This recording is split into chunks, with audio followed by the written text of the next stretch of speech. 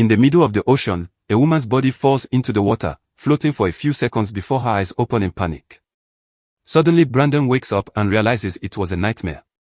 He works as a bodyguard for the governor's daughter Ava, and he's been dealing with internalized guilt since he failed to protect her mother. Brandon and Ava arrive at the airport, where Ava meets with her friends Jed and Kyle. They are going on a trip together, and the boys aren't happy that Brandon is coming too, but Ava explains her father wouldn't have let her come without security. Once they board the plane, Ava and the guys sit in the back for privacy, and Ava can't help noticing it's strange for a flight to have so few passengers. Shortly after they take off, the plane shakes a little bit, but it's considered normal. Moments later the plane starts shaking again, and the engine can be seen heating up. The pilot tells the passengers that they accidentally hit some birds and there isn't anything to worry about. However, soon the plane starts shaking again, and an engine catches on fire. At that moment the pilot asks everyone to fasten their seat belts, and as everyone starts to fear for their lives, a part of the engine breaks and flies off to hit the side of the plane, killing a passenger. The crack in the wall causes a pressure change and everything starts flying off or shaking inside the plane too, with all the bags falling off and hitting people on the head. Passengers who didn't fasten their seatbelts are pushed off their seats and thrown across the plane even when they try to hold onto other people's hands. In just a few seconds a wall blows off and creates a huge hole on the side of the plane, causing tons of people to fly away to their deaths. Brandon tries to hold onto a floating man, but the wind is too strong and the guy is blown away as well. Another guy tries to hold onto the seats, however the metal can't hold on for much longer and the few seats fall off with the guy still on them. A flight attendant tries to help a guy who is about to fall, only to end up falling with him. After losing most of its passengers, the plane starts falling at great speed and crashes into the ocean, where the water immediately starts flooding it. As Brandon is stabbed by a piece of metal, the seats are pushed forward by the impact and kill many passengers by crushing them. The plane sinks for a few minutes and eventually comes to a stop when it gets stuck on the seabed. Thanks to the plane being stuck in an angle, an airlock is formed at the back, so Ava and her friends plus flight attendant Danilo are alive. However, Kyle has a broken bone in his arm. The group stares at the water, worried about the weird noises they are hearing. Suddenly Brandon comes out, bringing Rosa and her grandmother Maddie to the safe area. Maddie is unconscious, so Danilo starts doing chest compressions and after a few minutes of nothing, Maddie wakes up. Then Rosa asks about her grandfather, and Brandon has to tell her and Maddie that he sadly didn't make it. The group starts to panic, so Brandon immediately takes over leadership to calm everyone down. The airlock means they are safe for now, so they need to stay calm and wait for rescuers to find them. Ava checks her phone, but there's no reception under the sea. She points out there's a hole in the plane and that they should swim out, but Brandon explains their chances to survive like that are low, so they must stay and wait. Danilo informs them that the pilot must have called for help before the crash, so help should be here soon. Afterward Brandon explains they should have backup oxygen just in case. Danilo says the plane has 2 tanks in the back for emergencies, but when he checks on them he finds them empty. At that moment Maddie remembers that one of the passengers had a medical oxygen tank, so Brandon volunteers to jump in to find it. Before he leaves, Maddie asks him if to bring her husband's hat. Brandon dives in and swims through the corridor as he checks the passengers who died in their seats. He finds the husband's hat and takes it, not noticing something swimming by the window. Then he finds the oxygen tank and takes it as well before checking on the hole. He decides to swim further to search for anything else he can take, and to his shock, he's suddenly attacked by a shark that enters through the hole. The creature immediately bites Brandon and he struggles against it, trying his best to get it off him. Meanwhile the group gets worried because they see the ripples in the water indicating something is going on. Suddenly the ripples disappear and Brandon resurfaces, telling the others to stay back while revealing some severe wounds on his body. Breathing heavily, he hands the others the oxygen tank and the hat before apologizing to Ava. Then he's dragged back into the water and the group sees the shark's tail peek out while the creature eats the poor man. Terrified, the group moves back to hide in the employees' area and agrees they should keep on waiting as Brandon says. Then Maddie offers to take care of Kyle's arm, explaining she used to be a nurse during wartime and that's how she met her husband. Kyle screams in pain when Maddie pushes the bone back into place, and using some thick magazines and bandages, she improvises a splint. Outside, a helicopter is flying near the area in search of the fallen plane. They have priority orders because they know the governor's daughter is among the victims, but for now they don't see anything. Back to the survivors, they hear some creaking and the plane moves for a few seconds, indicating it may fall again at any moment. Jed is starting to get too negative, and Danilo opens the oxygen tank Brandon retrieved. At that moment they see the water getting red and the noises make them realize the sharks have come inside to eat the drowned bodies. Suddenly the plane shakes a little and they see the sharks swimming by their window, hitting random plane parts as they move. Rosa is getting too scared and Eva tells her not to worry because she's sure they'll be rescued. However, the helicopter still hasn't found anything and doesn't have much fuel left. The group keeps track of the water level and calculates they still have around 3 or 4 hours before the water reaches the back. However, they also keep hearing the metal creaking and notice some water leaking through the ceiling, so they can't be sure if the plane will hold up that long. Suddenly the plane starts falling, sliding down for several minutes and causing a bunch of rocks to fall off until it gets stuck again.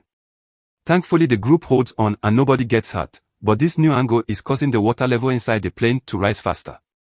Since the seabed obviously isn't as solid as they thought, the group agrees they have no choice but to swim out of the plane. They'll need to find some way to distract the sharks, and Rosa says she learned at school that sharks don't like bubbles. There's still the problem of being able to hold their breath for that long, and Kyle suddenly remembers something: some passengers were traveling with scuba equipment. Danilo explains those things are in the baggage hold and there's a hatch that would give them access, however the oxygen tanks are probably empty, otherwise they wouldn't have been allowed in the plane.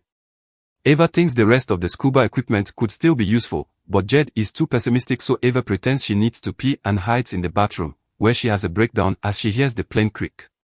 When she comes out, Eva teaches Rosa it's okay to be frightened. Outside, the helicopter only has 15 minutes of fuel left. At that moment they finally find plane parts floating around, so 2 divers jump into the water to start the search. It doesn't take them long to find the plane, and as soon as they come closer the group starts making gestures at the window. One of the divers swims toward the hole while the other approaches the window to tell the survivors it's all fine now. Suddenly the shark appears behind him and he doesn't notice it, so the group tries to warn him. The diver turns around and finds nothing, but when he looks at the plane again, he's pulled down by the shark and killed. After hearing lots of noises above the plane, the group looks out the window and sees the diver's leg floating away. Remembering the other diver, the survivors check out the corridor, but nobody shows up, so they assume that guy is also dead. Outside, the helicopter has almost run out of fuel, so they have no choice but to leave. At least they have the coordinates and backup is already on its way. Back to the survivors, Eva points out that if the other diver is dead, they could take his oxygen tank. She looks underwater and notices a shadow, but she can't know for sure.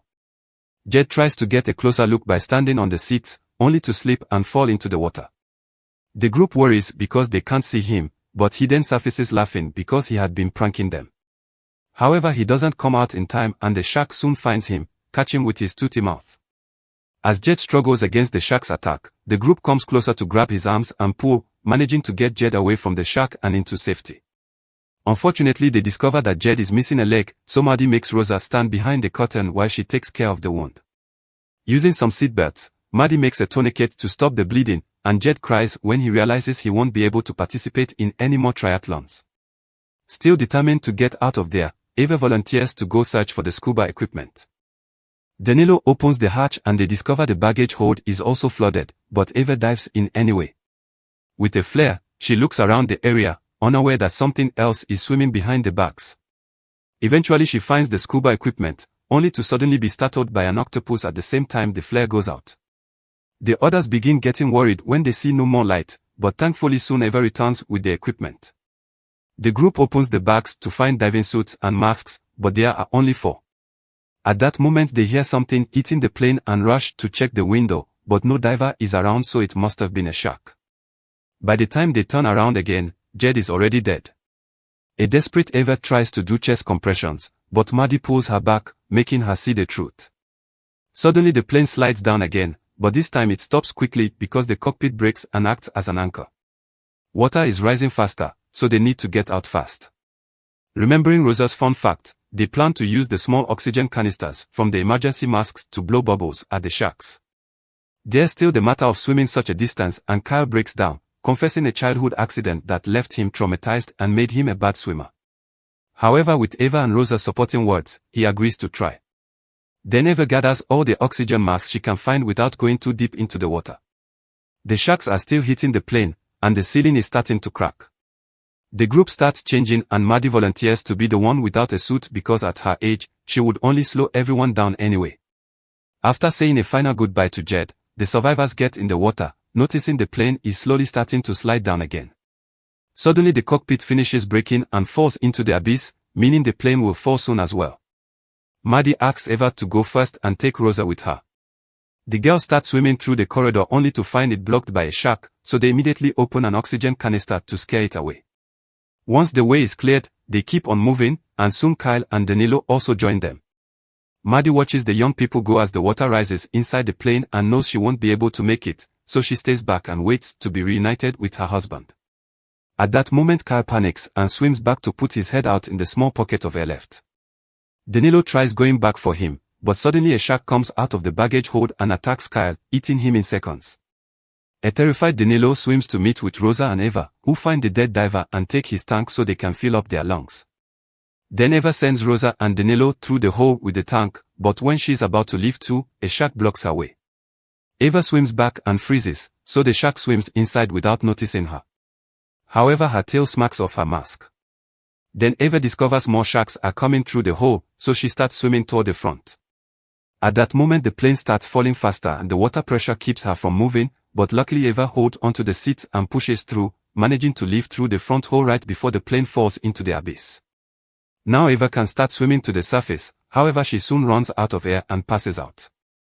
Her body obviously stops swimming, but thankfully the floaties push her up and as soon as she reaches the surface, she breathes and immediately wakes up. Eva panics when she doesn't see the others, but at that moment the helicopters show up and finally pull her out of the water. Danilo and Rosa have already been rescued, and when Rosa asks about her grandmother, Eva gives her the bad news. As a last goodbye to her grandparents, Rosa throws her beloved plushie into the water before falling asleep in Eva's arms.